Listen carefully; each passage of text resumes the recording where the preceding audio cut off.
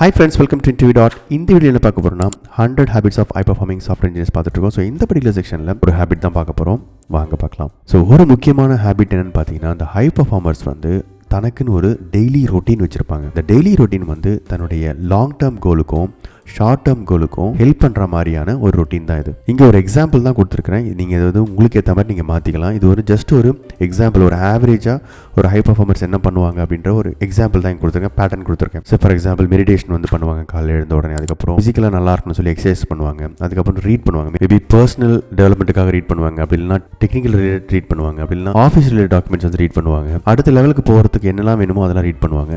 Meditation எதுக்குன்னு பார்த்தீங்கன்னா, ஆஃபீஸில் நிறைய பேர் ட்ரிகர் பண்ணுவாங்க. சரி, உங்களோட டிசைன் சரியில்லைன்னு சொல்லுவாங்க, கன்ஸ்ட்ரக்டிவ் கிரிட்டிசிசம் கொடுப்பாங்க, ஸோ ஃபீட்பேக் கொடுப்பாங்க. இந்த மாதிரி நிறைய எமோஷன்ஸை ட்ரிகர் பண்ணுற மாதிரியான சூழ்நிலை இருக்கும். ஸோ அதை மேனேஜ் பண்ணுறதுக்கு, அந்த எமோஷன்ஸை மேனேஜ் பண்ணுறதுக்கு மெடிடேஷன் ரொம்ப யூஸ்ஃபுல்லாக இருக்கும். எமோஷனல் இன்டெலிஜென்ஸை ரொம்ப இம்ப்ரூவ் பண்ணும் இந்த மெடிடேஷன். அதுக்கப்புறம் பார்த்தீங்கன்னா 9 to 5 டீப் ஃபோக்கஸ் ஒர்க். நான் ஏற்கனவே சொன்ன மாதிரி தான், ஃபோக்கஸ் எவ்வளோக்கு எவ்வளோ அதிகமாக இருக்கும், ப்ரொடக்டிவிட்டி அமேசிங்காக இருக்கும். So focus equal to productivity. இதை மாற்றவே முடியாது. மல்டி டாஸ்கிங்லாம் பண்ண வேணாம். சிங்கிள் டாஸ்க் எடுத்து அதை ஃபோக்கஸ்டாக எடுத்து பண்ணிங்கன்னா கண்டிப்பாக ப்ரொடக்டிவிட்டி அமேசிங்காக இருக்கும். அடுத்து ஒர்க் முடிச்ச பிறகு ஃபேமிலி, அஃப்கோர்ஸ் ஃபேமிலிக்கு சப்போர்ட் பண்ணுவாங்க. அப்புறம் பர்சனல், மேபி ஹாபீஸாக இருக்கலாம். ஏதாவது ஹாபீஸ் இருந்தால் பண்ணலாம். என்னுடைய ஹாபி மற்றவங்களுக்கு டீச் பண்ணுறது, கற்றுக்கிட்டு அதுக்கப்புறம் மற்றவங்களுக்கு டீச் பண்ணணும். இதுதான் என்னுடைய ஹாபி. அதான் இங்கே பண்ணிட்டு இருக்கேன். அதுக்கப்புறம் ரீட் பண்ணுறது, இல்லைனா லிசன் பண்ணுறது, இல்லை சில பேர் ரிஃப்ளெக்ட் பண்ணுவாங்க. இந்த நாள் எப்படி போச்சுன்னு சொல்லி ரிஃப்ளெக்ட் பண்ணுவாங்க. நெக்ஸ்ட் டே பிளான் பண்ணுவாங்க. ஸோ இது ஜஸ்ட் ஒரு காமன் பேட்டர்ன் தான் கொடுத்துருக்கேன். இதில் நீங்கள் எதை வேணா மாற்றி உங்களுக்கு ஏற்ற மாதிரி நீங்கள் மாற்றிக்கலாம். இன்னொரு விஷயம் என்ன சொல்லுவாங்கன்னா, ரொட்டீனை நீங்கள் கிரியேட் பண்ணுங்க. அதை ஸ்ட்ரிக்டாக ஃபாலோ பண்ணணும் அவசியம் கிடையாது. ஆனால் ஸ்ட்ரிக்டாக ஃபாலோ பண்ணிங்கன்னா கண்டிப்பாக உங்களுக்கு க்ரோத்